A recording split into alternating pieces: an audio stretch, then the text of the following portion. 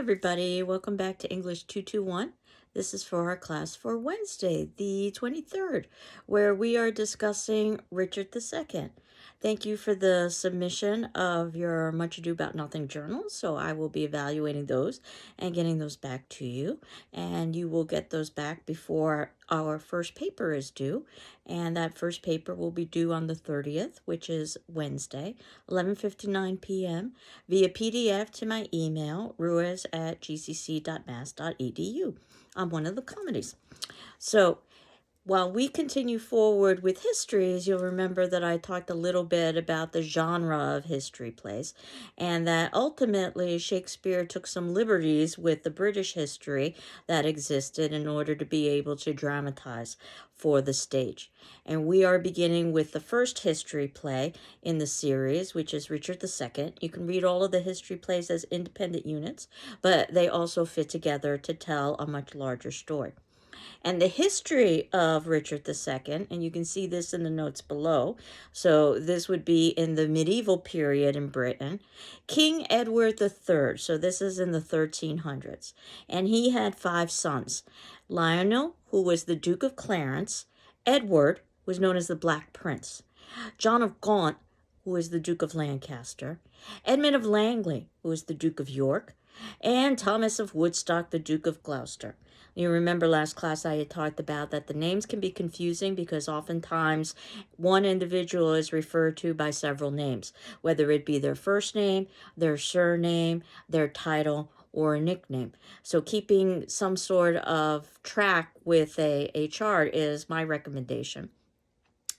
Basically, out of all of these sons, and King Edward III would be Richard's grandfather, in effect, if you're trying to conceptualize what this means in terms of family.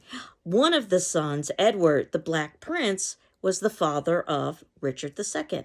And Edward the Black Prince died when Richard II was a young boy, which basically meant that Richard's uncles ran the kingdom until Richard came of age, which meant that Richard never really had, I suppose, the responsibilities of rule when he was a child. Obviously, he couldn't have had. And he was spoiled to the point that when he became an adult, he really wasn't able to accept the responsibilities of rule. Now, one of Richard's uncles, this would be John of Gaunt, who is a major player in this drama. The Duke of Lancaster is the father of Henry Bolingbroke, and that means Henry Bolingbroke is Richard's cousin. Henry Bolingbroke also is known by his title, the Duke of Hereford, and he is definitely a major player in this drama. There also is Edmund of Langley, and this is the Duke of York. This is another uncle of Richard's, who's also a central character in this play. He is the father of O'Merrill, who happens to be another cousin of Richard, and he has a more minor role, but albeit minor, it also is important for the play. And he's known as the Earl of Rutland. And again, you can see this in the notes below. In terms of the tragedy of King Richard II, the drama, the way the drama unfolds is that Bolingbroke, you'll remember, Richard's cousin, accuses Mowbray of treason, that basically is responsible for Gloucester's murder, the murder of one of Richard's uncles. There's some historical debate about this because some argue that it wasn't Mowbray, or it wasn't Bolingbroke who accused Mowbray, but it was Mowbray who accused Bolingbroke. So we're not exactly sure of what the true history is, but we know that in Shakespeare's play, it's Bolingbroke who is accusing Mowbray of treason. And as you can see, everybody is related to one another. And that's one of the reasons why this play is so complex. It happens to do with the chain of being and how ultimately one needed to be of royal blood in order to be of royal family. And the king would be considered God's anointed, basically God's mouthpiece on earth. And the most closely related in terms of blood would be Richard II. Unfortunately, he's not a particularly good ruler. Now, Bolingbroke doesn't necessarily have direct birthright to the kingship, but he might have a greater capacity for rule, or at the very least, he might have ambition for rule. So we have to keep all of that in mind as we're thinking about possible motivations for the actions that occur as the play unfolds. And much like in the true political realm, we'll never know for certain what's going on behind closed doors. So again, Richard's father would be Edward the Black Prince, who's deceased, and Gaunt, York, and Gloucester were all of his brothers. They were sons of King Edward III. King Richard, again, is Edward or the Black Prince's son, which also means that he's Gaunt's nephew, he's York's nephew, he's Gloucester's nephew, he's Bolingbroke's cousin, and he's also Aumerle's cousin. And then Gaunt is Richard's uncle, but the name is going to be significant because gaunt or sickly is going to be important in terms of some of the themes that the play will unveil. So Gaunt is Richard's uncle. That's also York's brother, Gloucester's brother, and Bolingbroke's father. Again, so that you can try to conceptualize, and you might want to have a chart of family relations. York would be Richard's uncle. That would also be Bolingbroke's uncle. That would also be Gaunt's brother. And that would also be Aumerle's father. And we see lots of political and familial intrigue in this particular play. The names are confusing, as I indicated, so keep a chart. And King Richard, as a poor ruler, is also as God anointed in a very uncertain place, in that some of the populace will support him purely because he is the God anointed, and it's not their place to question.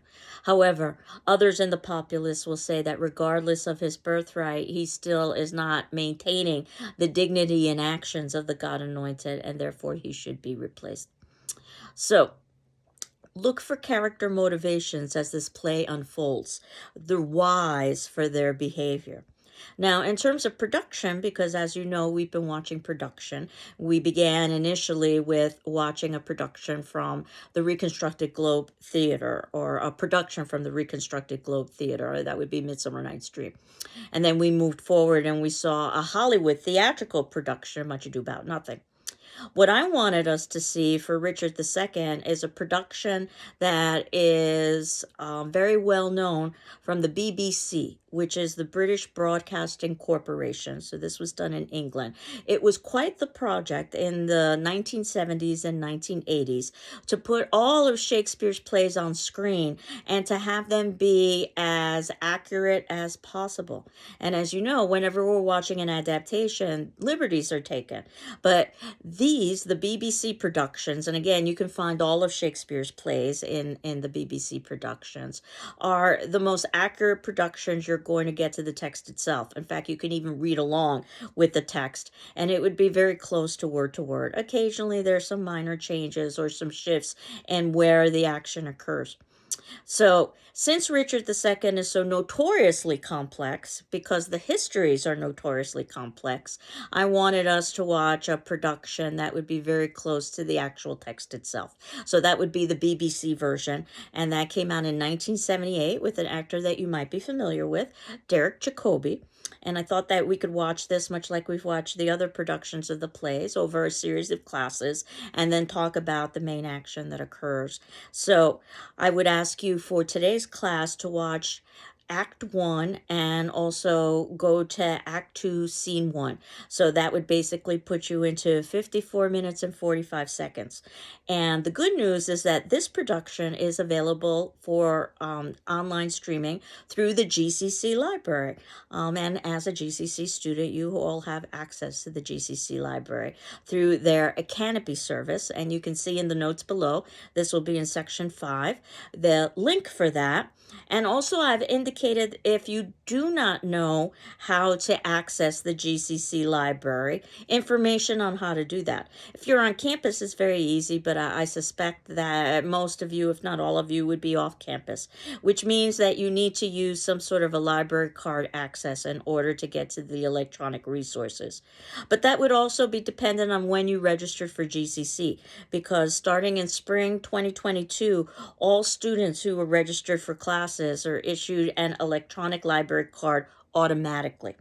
But if that ended up being that is not the case for you, you can see that in the notes below in section 6, it'll tell you how to access the library for the electronic resources for getting into Canopy so that you can watch the BBC version. Again, if you're having difficulty, you can always contact me or you can contact the GCC library or both. So for today's attendance question, since, well, we're just beginning our viewing of Richard II, I thought I would revisit the idea of the paper because, as you know, our first paper will be due fairly soon. So your attendance question, which will be due on Friday at 8 a.m. on the 25th, and of course you can always ask for an extension if you need additional time. Do you have any questions about this upcoming paper number 1? And if so, what are your questions? If you don't have questions, just say no questions and that would take care of the attendance. So keep in mind when you're watching Richard that it is going to be a very historical and a politically dense drama. And keep in mind that we oftentimes are seeing individuals who are performing for the citizenry and the populace rather than showing their true selves.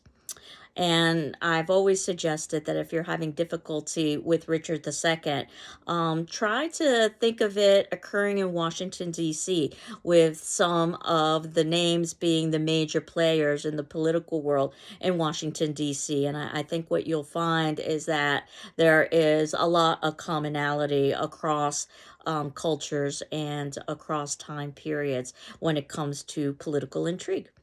So I hope you're doing well. I'm doing well. And we will continue on next class talking about Richard II. Take care. Bye-bye.